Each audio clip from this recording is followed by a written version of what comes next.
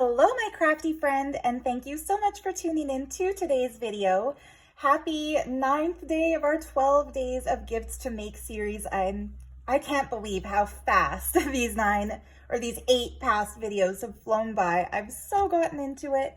And before I even get started on today's project, I just want to say thank you so very much to everyone who has left beautiful comments about the gifts that you're making this holiday season and what you're working on while you watch.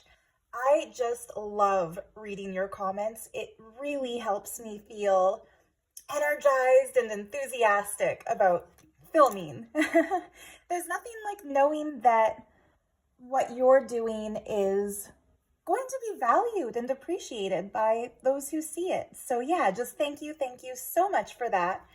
And yeah, so into the project. So today I'm making yet another variation of a junk journal mini book. So we've already done the Kuan Yin little books that have kind of a Japanese theme.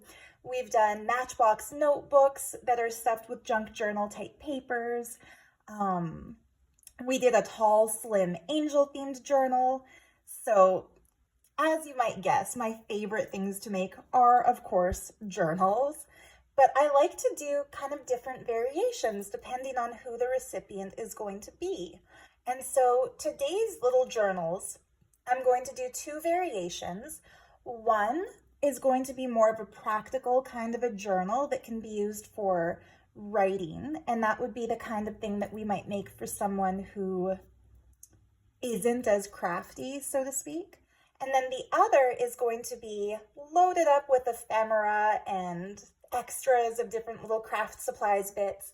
That one, quite obviously, is a gift idea for someone who loves to craft, who does collages, who does their own journaling, who does pen paling, who likes to collect those little fun bits of paper that you and I love so much. So the materials I'm going to start with are fairly simple and things that I think we all have access to. So for the writing journal, I'm going to build the cover out of the prints I made of these 2 Victorian postcards. These are part of my printable kit called Victorian Treasures. I almost said treasures from a Victorian scrapbook, but that's a different thing. This is from the Victorian Treasures kit. And then the other little book that I'm going to make will utilize these 2 very generic, very boring, very plain, no offense to whatever graphic designer or AI program that created them. But to me, they don't say, Happy Merry Christmas, I love you so much. What they say is, hey, I got this free from a charity I donated to, and you're an afterthought, right? So I would not give these as a Christmas card to anybody. And yet I don't want to throw them away because they're good little pieces of fairly thin cardstock. So yeah, why not turn them into a journal cover? I'm going to do this one first just because it's going to be kind of the workier of the 2. So yeah, let me just move my things out of the way. So, oh yeah, this gorgeous print. So this little art print, I would love to include it in some of my printable kits. However, I have no idea who the artist is, so I won't do that unless I can give credit where credit is due or be completely assured that something is now public domain. So yeah, I'm going to use this as the central image in the cover of our more crafty book, the one that's for somebody who loves to do crafty things. I might include this within it too. This is a gorgeous mini print by my friend Kat Stone with this fashionable girl and this beautiful elephant. But you know what? I'm thinking I'll save that for another project since I just really want to use that for someone who loves elephants. I just have that feeling somebody at some point who's really into elephants is going to request a journal. And when they do, I want to have the perfect thing. So anyway, I will be covering up these generic looking Christmassy images because I find them quite boring. And so I've chosen to cover them with a fabric that's opaque enough to hide what they originally were. And I picked this really lavish looking fabric from Saudi Arabia, gifted to me by my friend May. I'll pick up the cat fur before I give it as a gift, or maybe list it in my shop, we'll see. But yeah, I just wanted to share how opulent it is. It's not just sequined. These rows of sequins are like stacked sequins, like multiple sequins thick. So the texture is like nothing else I've ever felt. The neutral colors mean that this would look good with any kind of decor. And also the fact that it's kind of a gender neutral color scheme makes it a great fabric if you're making a journal for somebody who's not female, for a man, for a guy. In fact, my boyfriend asked me to make him a music themed journal so that he can use it in some of his videos. I think I mentioned that in the last one. And so I'm going to surprise him by covering his journal in this fabric. He knows how much I cherish the fabrics from May. So yeah, this piece, I haven't dared to cut into it before because it's just so stunning that I don't want to waste it. But this is the leftover piece after the piece that I cut for my boyfriend's journal. So I guess the timing worked out just perfectly that it's also the cover fabric I'd like to use today. So yeah, I'm just laying the cards down. So if you're making one of these too, or if you're watching this to get the idea of how to make them, I'm not doing any specific kind of measuring. I'm just laying my cards on the fabric and cutting around them. And I'm sorry if my voice cuts in and out, it's because I'm turning around to the table behind me to pick stuff up as I talk. But yeah, I'll set the fabric aside for a moment and generously cover these two card fronts with Fabri-Tac.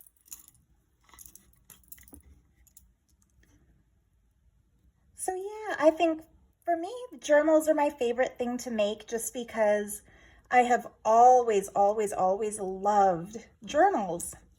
As a little girl, I would watch shows like Full House, and of course the teenage girls always kept diaries where they would write about boys, and it seemed like such a personal, private book to have because they came with locks and keys, and I thought it was the coolest thing. And of course I remember, I think I was in grade 2 or grade 3 when my mom bought me my first diary, and it felt so special because I had a place to write down secrets.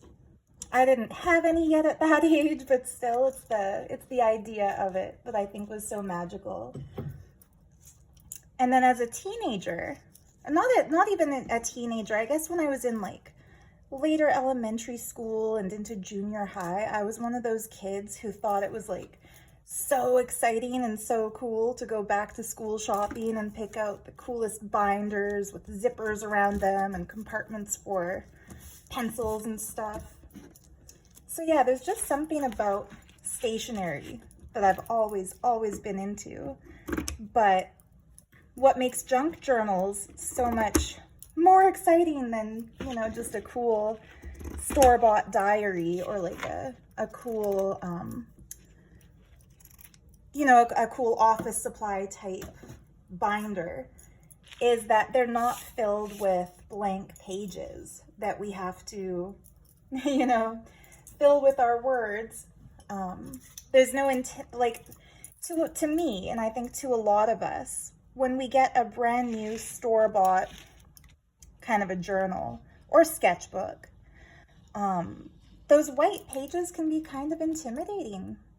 It's hard to start a new journal. Like, imagine, like, think back to a time when you or someone you know got like a brand new a brand new journal. All the pages are straight and pristine. The cover is intact.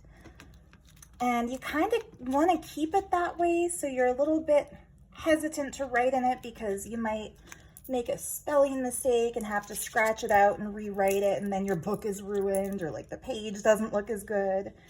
But when it comes to junk journals, if you make a spelling mistake, heck, glue another paper on top of the paper that has a mistake and rewrite it perfectly, or as perfectly as you want it to be. Like, there's so much more forgiveness when it comes to working in a junk journal than there is, I feel anyway, that we give ourselves in a regular journal, because the papers are already somewhat imperfect. Some of them have coffee stains on them, so you're not scared to spill your coffee on your journal. The pages are not all straight and clean edged. Some might be crumpled because the texture and the effect looks really cool. But psychologically, that also makes us feel like it's okay to mess up the pages a little bit. And, you know, it's really funny that this should happen to be my favorite craft as a grown-up, because as an art student, I was one of those kids who kind of treasured my sketchbook and tried to keep it perfectly intact. I hated the look of what we in the journal community call alligator mouth, where the spine of the book is thin and then the pages expand out because stuff gets stuck into the book. For some reason, I really just didn't like that when I was younger. But now that I'm into junk journaling, I think it's one of the most beautiful things we can see on the side of a book. So yeah, tastes change. I'm gonna do it like this with the sequins on the bottom. See how cute that is already as a little book? Yeah, our tastes change, and I really feel like, yeah, for so many different reasons. Like, practically speaking, journals are great. Junk journals are great because they give us a place to save our memories, write down the little things that are meaningful to us, maybe tuck away samples of fabrics that are connected to special occasions. You might not be able to keep, for example, the entire dress that you wore on a trip, but when it goes out of style or when it's time to donate it to charity, you might take a little snippet from the inside where it won't matter to the next person, and put that in your journal. So yeah, they're just beautiful. And they give us a great excuse to go searching for things like charms, antique postcards and such. So yeah, I've been thinking a little bit about what to talk about today to fill the airspace while I'm working on this craft. And I started to think back to the best gifts ever. And it's funny because I come from a family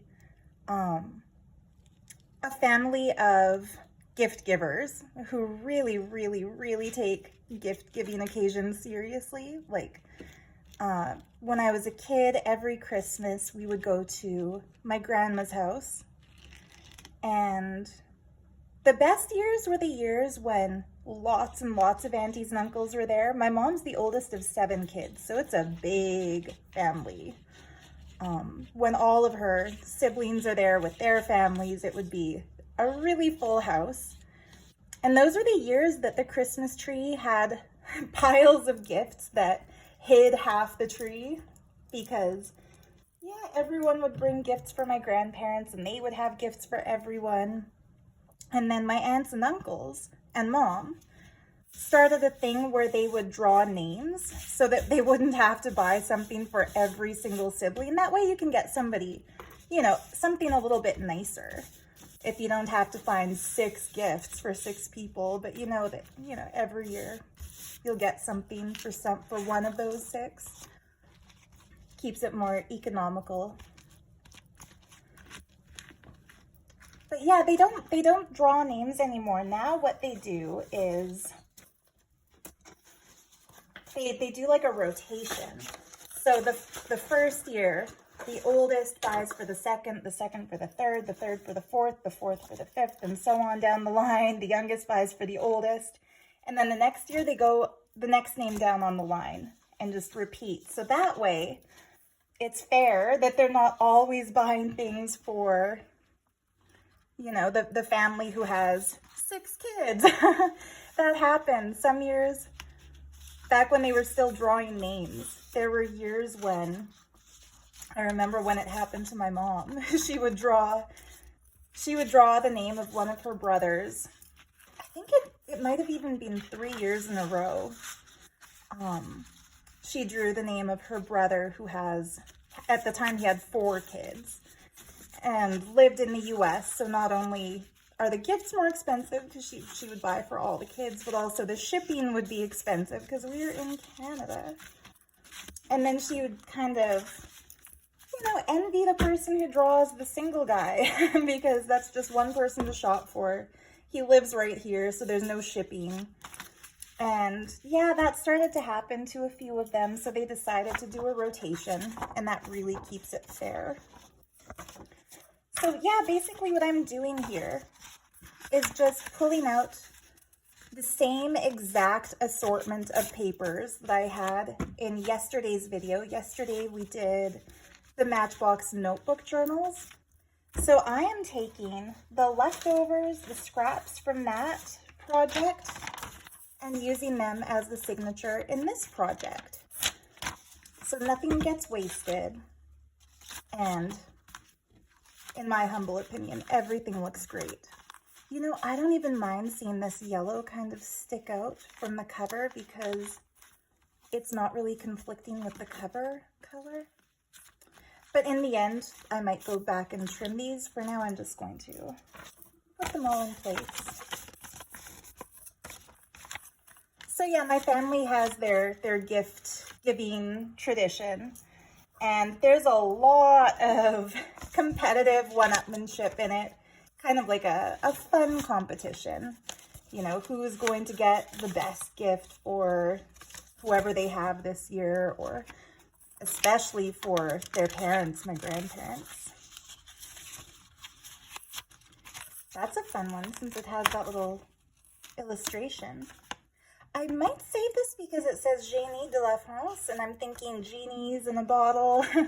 Oh, actually, no, it's going in. That's perfect, because the printables I wanted to work with today in this journal are part of my Arabian Nights printable kit. So yeah, that word genie, that actually, nope, I'm not setting that aside for a future project. I'm using it. It's perfect. It works. I'm sure you've heard me say this in previous videos in this series, if you've been watching them, that you know you're making the right thing when you pull some random supplies and they just happen to fit your theme exactly. I'm folding this up all the way here, and I'm keeping it intact, so I'm just going to fold the edges over so that they're within the border of the cover. And the reason is this page, it's from a book that I found at a local antique shop called Grandma's Antiques, and it was in a section of antique French books. And this is just so cool. So I did not buy this from a French Etsy shop or like a French seller. I actually found this right here in Alberta, Canada for $1 at an antique store. And over the book page, they've pasted in a label that says Librairie Gallimard Paris. So it's actually from a library in Paris. How cool is that? Think of all the hands that have touched this book. So that's pretty cool that there's the original library book plate. It's got some crusty stains there, but I'm guessing, hoping and guessing that would be the glue stain from gluing that in place. But yeah, I don't want to cut that off to make it fit this book. I want to really preserve that because how cool is it? Super cool. And like I said, this is the one that's going to, so like this is the kind that you would make for a friend who is really into junk journals. I would not recommend this kind of a book for somebody who's like, you know, yeah, it's a handcrafted thing, whatever. This is for the kind of person who's like, yay, I was hoping for one of these things that you make. So yeah, I think that's enough for what I would call the unique pages, like the one of a kind. We have antique wallpaper from 1928, made in Sears. Woodland Blossoms, what a cool name for it. Some green ledger paper, some vintage book page, some yellow ledger paper, a coloring book page that has some actual coloring, and then this antique French book page. Now I'm just going through. So this stack of printables, I should have shown them to you more closely before I started cutting into them, but I'm getting a bit ahead of myself today. These are all from, like I said, my Magic Carpet DigiKit, and they are printed 2 per page. So typically this design would fill that entire page, and it's sized to make a journal out of an 8.5 by 11 page folded in half. So I've printed 2 per page, including these things. This is regular size, but all the pages I've printed 2 per page so that they'll fit in a mini journal. And I highly recommend doing that. I never go to the printer setting to print something at 50% scale. I always pick 2 per page, 4 per page, 8 per page, whatever number fits the size of the piece, because I feel like that wastes the least amount of paper.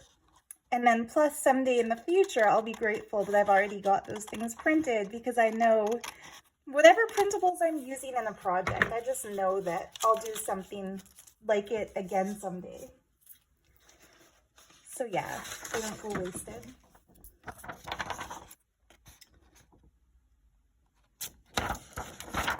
Sometimes it's hard to see where one ends and the other begins, so I'll start on the side that's more defined. But anyway, yeah, so I've been thinking about family gifts, and there are standout things that the recipient reacted so excitedly about that we all know, okay, that's the winner. And my grandma was really sweet, is really sweet. She's still with us, thank God. But yeah, she always kept just a spiral bound notebook, nothing fancy, just like one of those Hilroy spiral bound lined notebooks. And every year she would write the date, write a list of who all was at their house that year. And on Christmas morning at her house, we would open our gifts one at a time with everybody else watching and pass them around so everyone could see what we got and from who. And my grandma would make a note of it in her Christmas book. So it's really cool. I love the fact that she did that, because, you know, for forevermore, we'll be able to have that and pass it down in the family, and future generations who may never get the chance to meet her, or my beloved granddad who passed away in 2016, or, you know, all the aunts and uncles. I'm thinking like future generations, they'll be able to look at that and get a laugh, because some of them were gag gifts, but also keep that sentimental feeling. Maybe if they also inherit some of the jewelry that had been gifted at Christmas, they'll see that book, you know, who it was from and who it was for and what it meant. So that's pretty cool. So, I mean, even gift aside, the book that my grandma used to record the gifts is like a gift. It's like an heirloom that she created for us. And so if you have a big family and you do gift-giving stuff like that, why not make yourself a little Christmas journal to note down the gifts in? If you have kids or grandkids, I bet they would appreciate that one day too. But yeah, because gift giving was such a family tradition, I've really always loved the holidays and thinking about what perfect thing I can find for the people I love. And you know, the best gifts are the gifts that you know for a fact the recipient is going to love them. You know, when you're like excited to give something to somebody because it's exactly perfect. So yeah, the best gift, I would say the best gift in the history of my family would have been the gift my mom gave to my granddad one year when I was, I think, in grade 2 or grade 3. My granddad was a lifelong sports fan. He just adored sports. And he and my grandma had season tickets to the baseball team, the local baseball team here. And in baseball season, they would go every single game. They were there. The seats had their names right on them. Was that kind of a baseball fan. So one year, my mom found an ad for like a mail order set of bubblegum baseball cards, which are like the kinds of baseball cards that existed when my granddad was little. I'm gonna pick one of these pages too. Let's see. Don't be deaf. Great advice. Not easy to follow if you are deaf, but great advice. I find these vintage magazines have the most hilarious ads, and that's why I like to use them. So I'm going to make this the center of our little book just because. And it's got cute little craft ideas on the other side. Oh, a card table. My granddad had a card table and he had poker buddies come play cards with him every week. So that's funny. I was just talking about him and there was another thing that he loved was that card table. But anyway, yeah, so my mom saw an ad. And by the way, this was in like the early 90s, so there was no eBay. There was no internet yet to support an eBay. So anything you bought people, you had to like go search for it the old-fashioned way.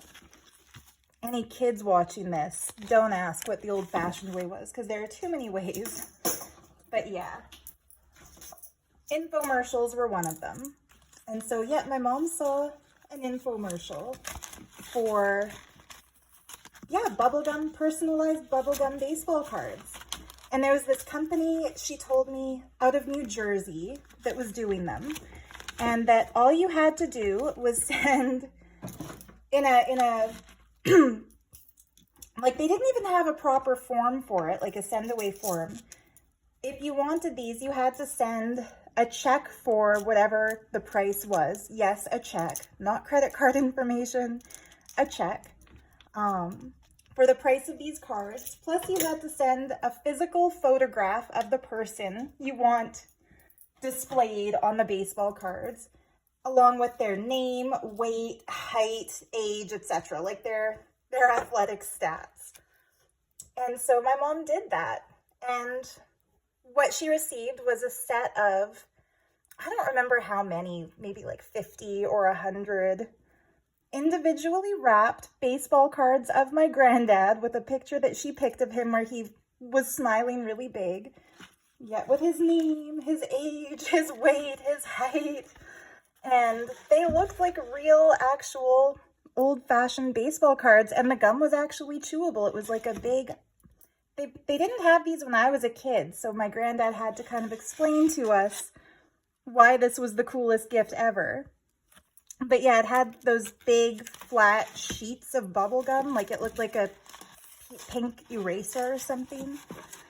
But yeah, when he opened those and realized what they were, he was so happy. He, like, yeah, praised that gift. And my mom said it was really sweet that he really did use them too. He kept them in his office. he was at the board office of the schools here in my town. So yeah, and he would actually give them out, and people were always impressed. And then he would tell my mom, you know, who he gave a baseball card to and how much they loved it. And she could tell he loved showing these things off. And I think that's how you know you've scored a hit. If you give somebody something and they can't wait to show it to their friends, their colleagues, it's a winning gift. On that note, I just remembered I found a really cool gift once that I was going to buy, and then my mom kind of scooped me and said, nope, I'm doing this. So all of my uncles are massive Trekkies. Like, they love Star Trek.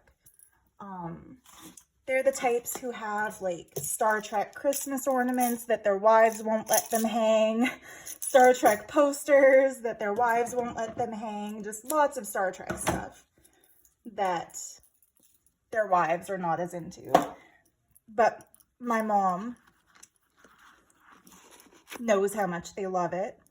So anyway, there was the year I started making junk journals before I discovered the joy of thrifting and antiquing and happy mail exchanges for materials. Back then I was still ordering stuff online a lot, and specifically AliExpress, just because it's the cheapest stuff you can find. And yeah, I was looking through rings, starting my little tradition of wearing a different ring in every video and then giving that ring to whoever buys the journal as a gift with purchase. It's a thing I like to do. But yeah, while I was searching AliExpress for statement rings, I came across a ring. I'll wear it tomorrow to show you, because I bought one for myself too.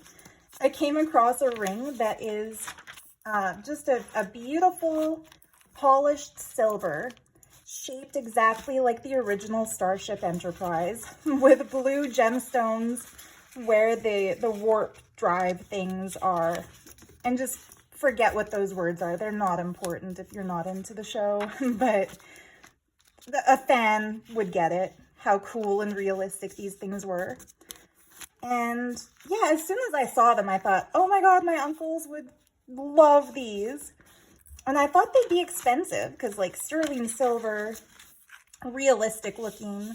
But when I looked at the price, they were only like $1.50 each Canadian, like just super, super, super inexpensive. Look how cute that is. I think I will trim this yellow page just because it's the only one sticking out now. But I'm not going to trim it down too perfectly. I'm just going to kind of line it up there. But anyway, I called my mom, and I knew I was ordering one for myself because I also love Star Trek. And I thought it would be a fun ring to wear if I ever do like a, 1960s space fantasy journal. But anyway, I called my mom and I asked her, do you think the uncles would like these rings? And I sent her a picture. And she wrote back with like an emphatic, like, yeah, like, of course they will. So I told her they're only like $1.50 each. I think I'm going to order them. I think I'll get them. And then she told me, okay, you buy them, but I'm paying you back for it. And I want to give these to my brothers. So that's why I say I found it, but she scooped me. So yeah, I ordered the rings. And that year, every time one of my uncles had a birthday, my mom sent him a birthday card with their copy of that ring. So they all got the same identical ring.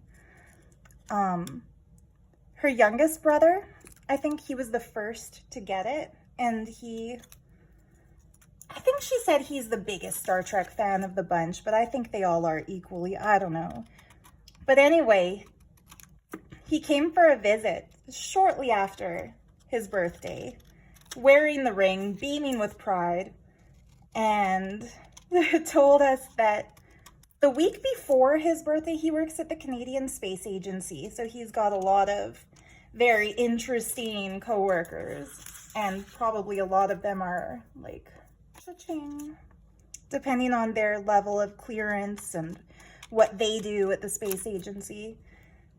So he said the week before, one of the other guys had a birthday and came to work super braggy and super freaking excited because that guy's wife bought him a Rolex watch. And he was like, look at me. He's showing it off, right? Like, as we do when we get really special, expensive gifts, we like to show them off. So yeah, this guy was showing off his new Rolex, and rightly so. I mean, I would if somebody got me one. But anyway, my uncle said that a week later, when it was his own birthday, he got that letter from my mom in the mail and opened it up, found that ring, loved it, wore it to work the next day, and kind of kept his hand in his pocket while he was wearing the ring. Went up to the coworker who got that Rolex and said, like, hey, like, that watch of yours, like, does it work underwater? And the guy was like, oh yeah, like it can go underwater up to however many feet. And my uncle said, like, you know, does the battery run out? And they go, oh no, like you wind it, it lasts forever. And then my uncle just kind of like that asked about different features. Does it do this? Does it do that?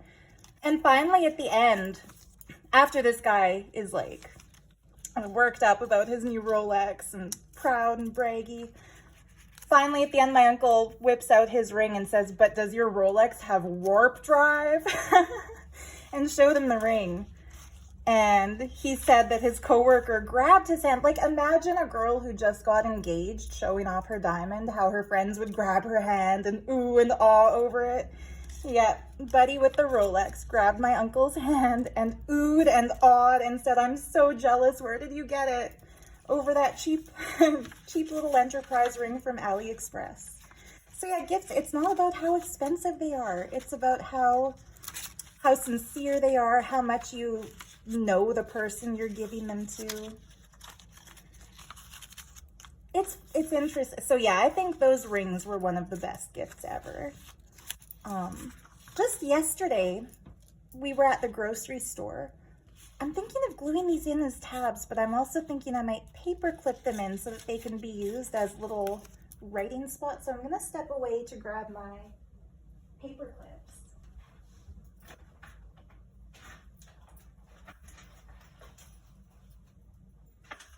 Did I say step away to grab my paper clips?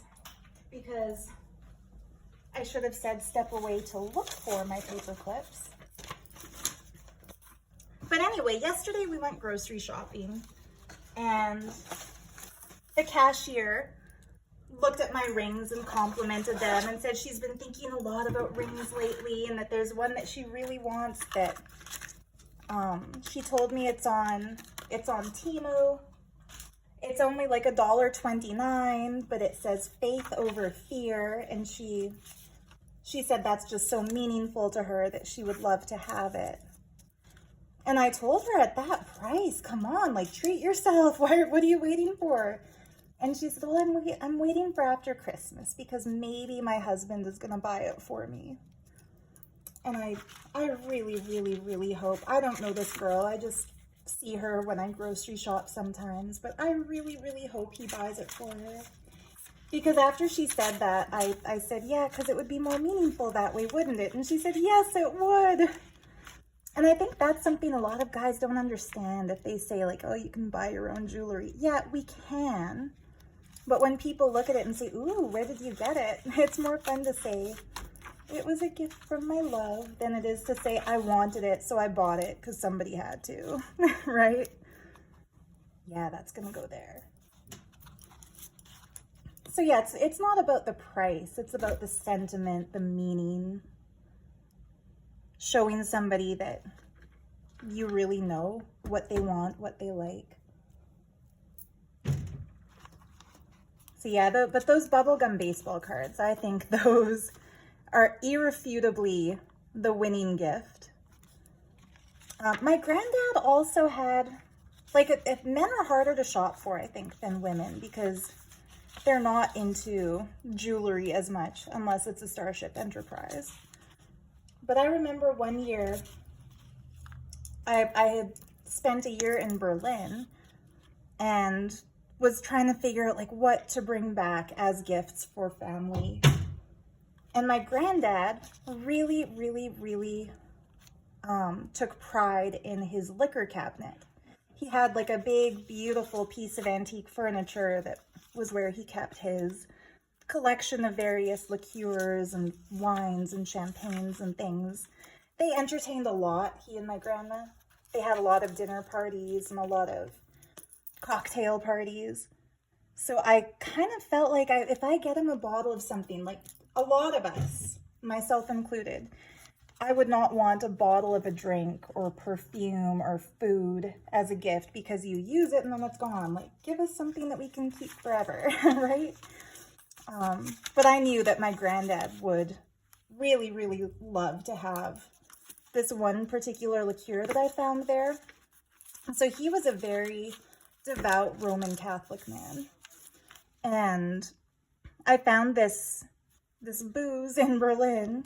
By the way, like I don't drink, so it's not like I was going into liquor stores looking, but there they have it in all the grocery stores, kind of open. It might be like that in the States too. Up here it's not. We have to go to special stores for it. But I found this bottle that was manufactured by monks of a certain order, following a recipe that's been passed down since the Middle Ages, and it's only produced in this one place. And so knowing that it, you know, was made by members of a tradition that he has so much love and respect for, I knew that that would be cool for him. And then besides that, they filled the bottle with flakes of 24 karat pure gold that, as it turns out, it actually is safe to consume in minuscule little portions like that. And so it's got that kind of unique thing, you know, if you pour somebody a drink and they say, hey dude, there's metal in this, he could say that's real gold and you can go ahead and drink it. And yeah, when he opened that gift, it wasn't, well, I don't remember because I was too young at the time, but I'm just going to go ahead and assume it wasn't as excited of a reaction as he had for the bubblegum baseball cards. But I remember he really loved it. My grandma later told me that every friend who came over for a drink, after that, he would very proudly pull that bottle out and tell them where it came from, that his granddaughter had thought of it. So yeah, that was another winter gift. Pardon the background noise. I don't live alone anymore, and as much as I love living with my boyfriend, it does complicate filming because there's people who come in and out. But anyway, I don't think it's too big of an issue. Not worth stopping and restarting the video anyway. But yeah, it's fun to look back and think of the best Christmas gifts ever. So I remember one funny rivalrous year, one of my uncles, I think I would have been in grade 1, kindergarten or grade 1, like 4 years old, 5 years old-ish.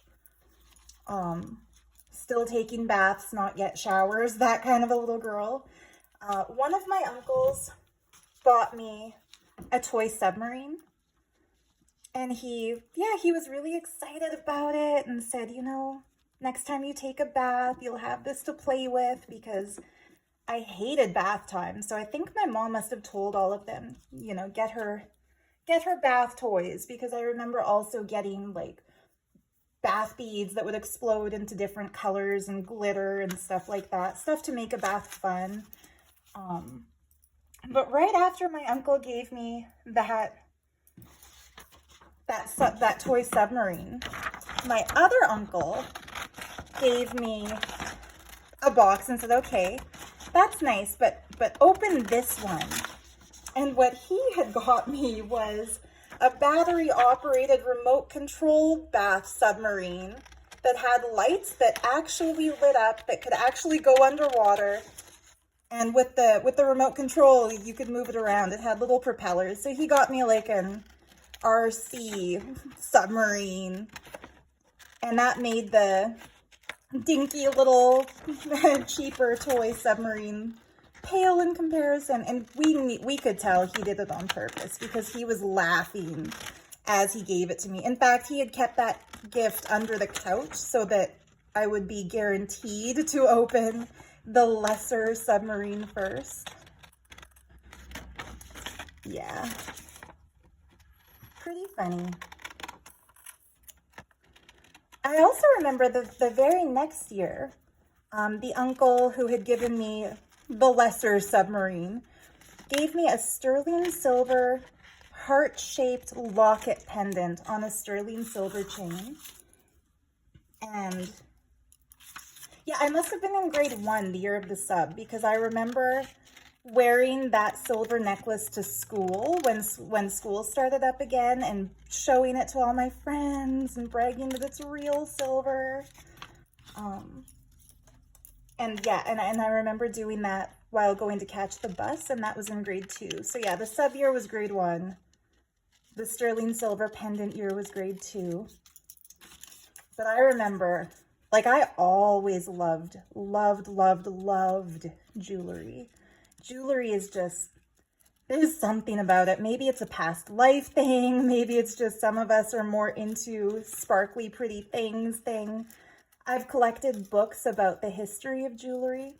Oh, so this is another interesting thing. My grandma, for the last maybe 5 to 10 years, has stopped buying gifts and making gifts for us. Instead, she gives us cash because like the lady had 7 kids. All 7 kids have had kids, and that means it's a ton of people to try to buy for if you're trying to buy individual gifts for each one. And then it's inevitably going to be unfair because she'll know some of her kids better than others. Those who are closer might get exactly what they want, and those who are farther away might get something that's less personalized. So to keep things fair, we all get money. All the cousins get the same amount. All the aunts and uncles get the same amount. But yeah, what I've done with my Christmas money, not every year, but most years, is I go out and look for books about the history of jewelry. It started one year when, leading up to Christmas, I had found a book called The History of Beads. It's a coffee table book, really big, really beautiful. I used to look through it at a bead shop when I lived in Vancouver. So when I came across it online, I thought, oh my goodness, like, this isn't just for bead retailers. You can get this just as a regular person for your book collection. But the book was $100, so I would not be able to just get that for myself because I want it. But yeah, that year when I got my Christmas money for my grandma and it was $100, and I thought, you know what? I could be practical and spend this on groceries or clothes or add it to my, put it towards next month's rent. But I want that book. So I bought that bead book, and I don't regret it because now that bead book is out of print and it's being sold on eBay and Amazon and Etsy. Like, old copies are being sold for like $700. So I consider it an investment at this point. So yeah, for a few years in a row, with my Christmas money, I would buy books about the history of jewelry. Cause yeah, so that's what got me on this tangent, was how much I love jewelry. I mean, I load up my journals with jewelry, so you can tell it's something really personal, as special to me. So yeah, and I remember even as a little kid, I was really fascinated by this stuff. And yeah, so that made that gift just really special because of course I'd had little trinkets before, like plastic beads and the kind of stuff you'd find at Claire's or Ardene's. But it was the first real thing. And from somebody very unexpected too. I wouldn't have thought that that uncle would go to that effort. Yeah, if there are any little girls in your life, And they're also into that kind of pretty thing. If you ever catch them looking at Pinterest boards of jewelry, just make their day and get them a little piece. So, okay, you've seen me folding this envelope and cutting out the little stuff. So these are also in my Arabian Nights Magic Carpet Digi Kit. The envelope, these little pieces could be glued right down to the flaps to make it a permanent envelope. But I like to leave them unglued so that the inside space is also good journaling space. They all come with little matching cards. So I'm putting the card inside, but instead of gluing the flaps down, I'm going to put just a dab of glue in the matching little mini mandala and put that here so it can be opened completely and then reclosed. You'll see what I mean. I do this all the time for the journals in my shop. So yeah, as a kid, I think that was my favorite gift that I got. I remember asking my mom for jewelry one year. She would come home with a copy of the Sears Wish Book. Yes, that's how old I am. And she would tell me, you know, go through it and put markers on the pages of things that you like, and you know, that's how Santa will know what you want.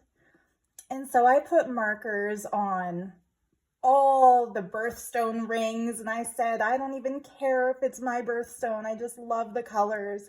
I wanted it. This is kind of funny. In the Sears Wish Book, there was always a section of jewelry called bragging jewelry. And this was, or like mom's bragging jewelry. And it was like rings, bracelets, pendants with, usually it was like up to 6 birthstones. So for the husband, the wife, and each of the kids. And it would be the mom's way of remembering her family members, knowing how much they love her. I was like a 6-year-old child.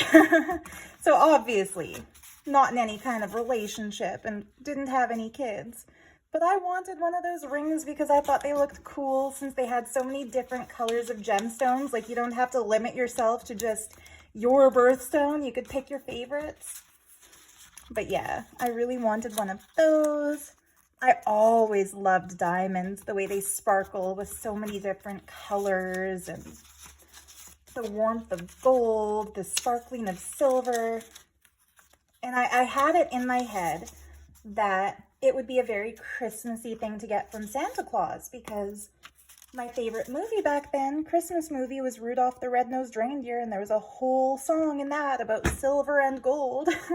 So it fits the theme, right? But I remember marking all the pieces that I really wanted and feeling just crushing disappointment when my mom came back to me and said, you're not going to get jewelry, so go to, you know, that's something that a husband buys for a wife. It's not something Santa Claus or your mommy will buy you for Christmas. And I remember feeling devastated because I didn't want a board game or a sleeping bag or another toy that would just get thrown out when I outgrow it, or art supplies that I'd use up and then they'd be gone. I wanted something beautiful and special that I could wear to school and look at while I'm bored in class and admire it. That's why I bought myself these rings, by the way. Because yeah, it's just, if you're like me and you're into those kinds of things, it just brightens your whole day when you look down and see what you're wearing. So yeah, for me, I think jewelry has always been the most special kind of gift because it's what I love. And so people who know that it's what I love will, when they get it for me, I know it's very personal. I'm going to tie some beads onto these strings. And you know what's funny? There are people, like my mom, she doesn't like getting jewelry. She said, no, you know, if I want something, I'll buy it for myself. It's not something that I'm that into. She likes the way that it looks, but feels kind of whatever about it. And my grandma has actually told all of us, never buy her jewelry for a gift ever, ever, ever again, because she has too much of it already. So there are people like that who don't like it either. And it's hard for me to not give jewelry as gifts because that's where my mind goes when it's a holiday time. But yeah, I guess Christmas is about giving somebody what they want, not what you want to give them. I started writing an article that I may or may not ever get published. We'll see. After stumbling, okay, so I get notifications in my email from, oh, what's that website called where people go on and ask, like, am I the asshole? Pardon my language, I try not to swear on this channel. You know, those AITA articles where somebody will write something like, you know, their neighbor did something bothersome and they complained and the neighbor said, you know, it's not a big deal. Why are you overreacting? And they'll say, you know, am I the asshole for being mad that this happened? I'm going to fill this with collaging on the inside, if that's not already obvious. But anyway, I think it might be on Quora. Ooh, that will be pockets. Okay. I like it when I finally figure out how I'm going to do the thing I decided to do. But yeah, so I get notifications from this thing where it shows articles that the algorithm thinks are relevant. So I don't know how this popped up, but well, yeah, I know how. The algorithm thought it would be relevant. One of the AITA questions was,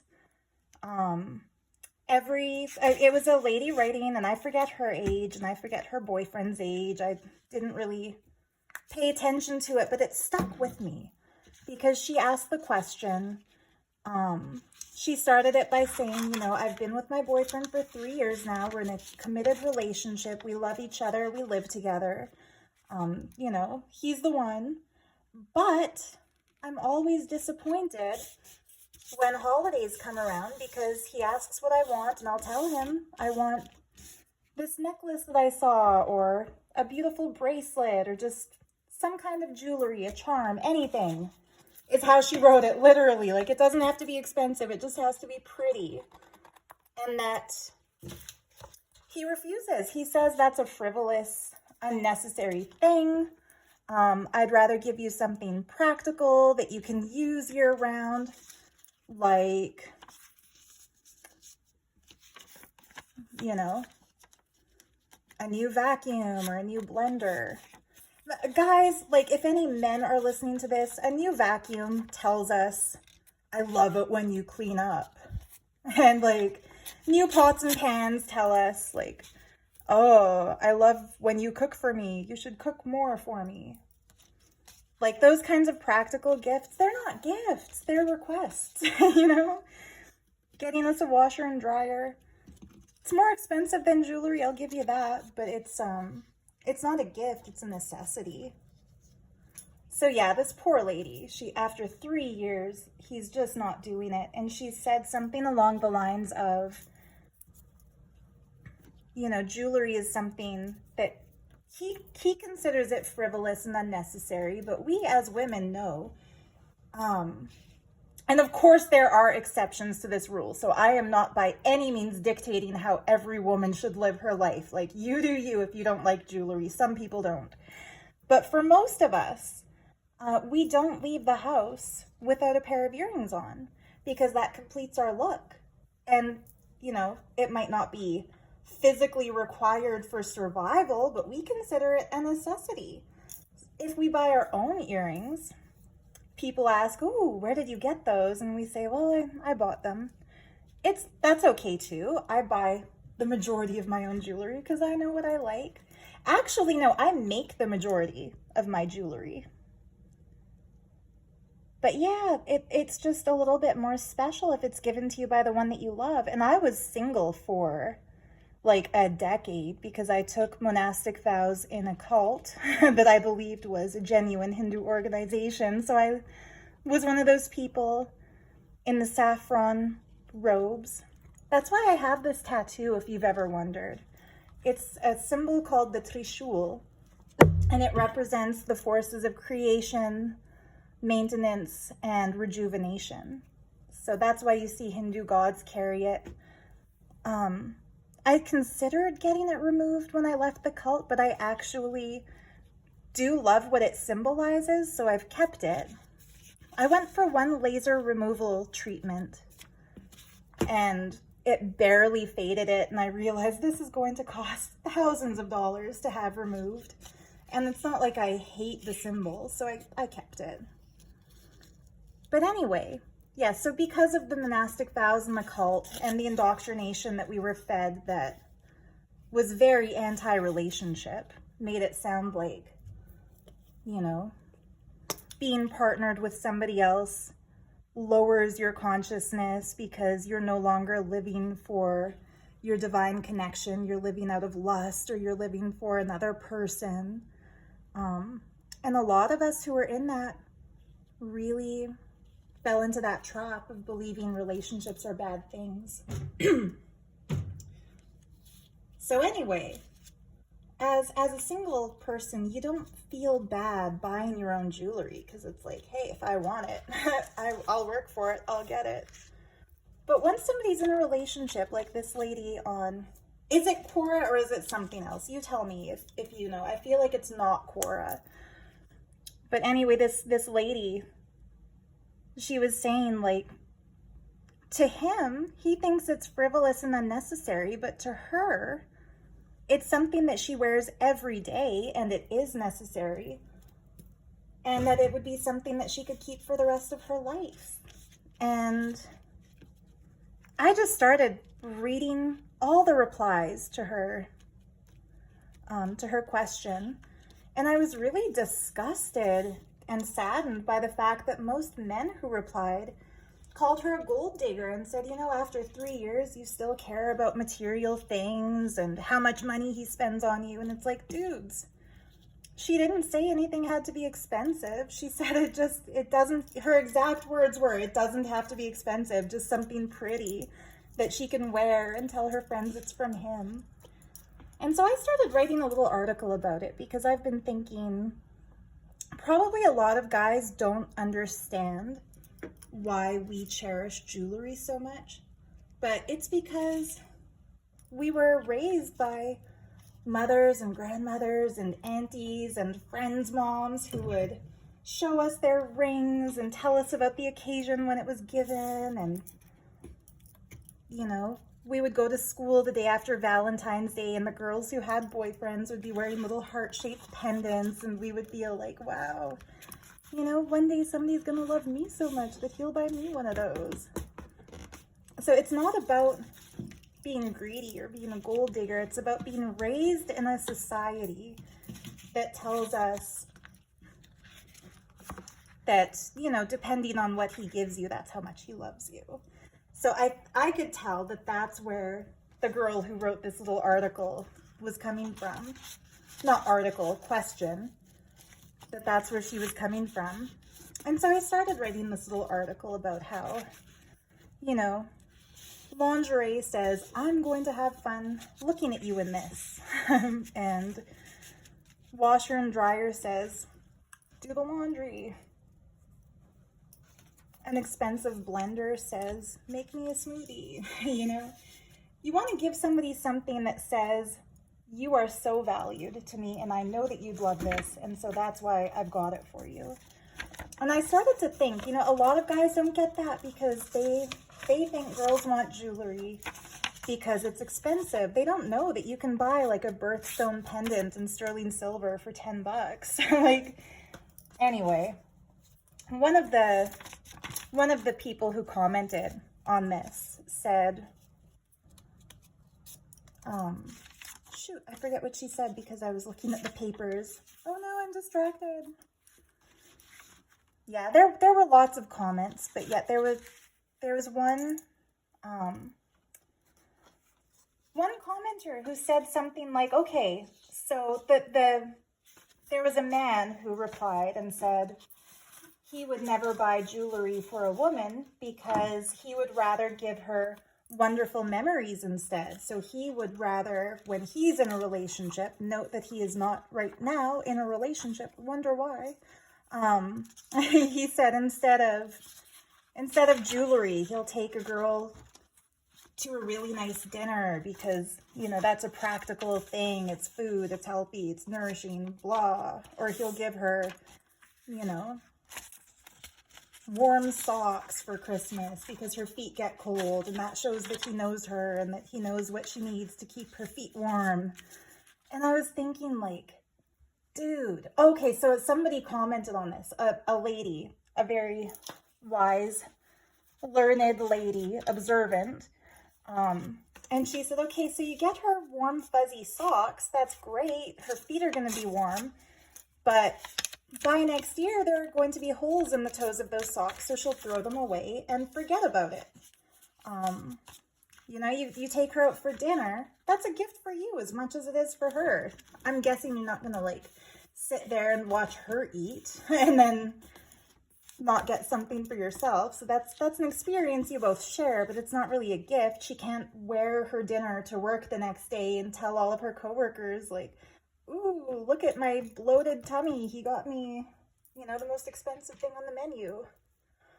So that lady said, you want to give your girl memories. Okay, take her to that dinner, but when dessert is served, hide a special piece of something under her dessert plate, like a little pendant, a little charm for her bracelet, a little ring. It doesn't have to be expensive, just something that you know she'll like. And every time she wears that piece of jewelry, it will bring back the fond memories of that wonderful dinner.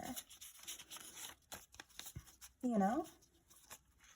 And it made sense because, yeah, it doesn't have to be an expensive thing, just something sentimental. Because every time we sentimental types look through our jewelry boxes, every piece that we see is connected to a different memory. And those memories would not be brought back to us if we didn't have the little talisman, the little amulet, the little pretty thing to remind us. I think that's how I want this one. Sweet and simple. Not, in fact, a gift for somebody who loves to write, which I originally thought that I was going to do. Originally, I thought I was going to fill this little booklet with blank pages, but nope. Instead, it's another great gift for a crafty person who loves these different collections of paper. And I'm going to end the video after I bind this one together, but for now, once again, I misplaced my hole punching awl, so just bear with me for a second. Oh, here it is. Right where I put the needles. So yeah, I started writing about that just because I thought, you know, probably as a public service to all the girls, like the girl who wrote the original letter, it would be nice if guys could understand why they're asking for the things they're asking for, that it's not about superficiality or materialistic greed or anything else like that. It's about having something really special that every time we see it, we think of them. On my second date with my boyfriend, we went to a rock and gem show, and he had a list of stones that he was looking for. Among them were hematite and bloodstone, really grounding, protective energy, earth element sort of stones. And since I can make bracelets, like I've made most of these, I made the beaded ones. He asked, you know, if I buy some strands of beads, would you make them into bracelets for me? So I made him one out of the bloodstone beads and one out of the hematite beads. And when I went to give him back the rest of the beads on the strands, he said, oh, no, I was hoping that you would make a pair for yourself too. Make one for me, one for you. So it was pretty sweet. Like right on our second date, he gave me a couple of bracelets. And I wore those things every single day for the first maybe 4 or 5 months that we were together. I don't wear them as often anymore because they're they're not really the colors that go with what I like to wear. I love blues and purples and greens and turquoise. You know my favorite colors if you watch this. But I do display those beautiful bracelets on top of my jewelry box. And I smile every time I look at them because it's that cherished memory. So yeah, it's not about the cost. It's about the fact that you get to keep it for the rest of your life and it will always bring back those good memories. So yeah, I really hope the husband of the cashier at the grocery store buys her that $1.39 ring from Temu. He could spend lots more money on something really probably great and practical that she would get a lot of use out of, but it would be so much more special for her to get the thing that she really, really wants and to know it's from him. Anyway, let me know. Actually, that would be a great note to end this video on. If you've ever received just the most exciting special piece of jewelry, what was it? Who was it from? Or maybe you gave one to somebody and got a reaction that was a great one. Ooh. Oh yeah, look at this. Look what's gonna go on this journal. Not planned, but perfect.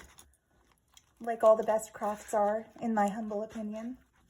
But yeah, well, or even just open topic. What's the best gift you ever gave or the best gift you ever received? And jewelry specific. I could use some more true story anecdotes for this little open letter to the man who doesn't buy his girl jewelry that I'm working on.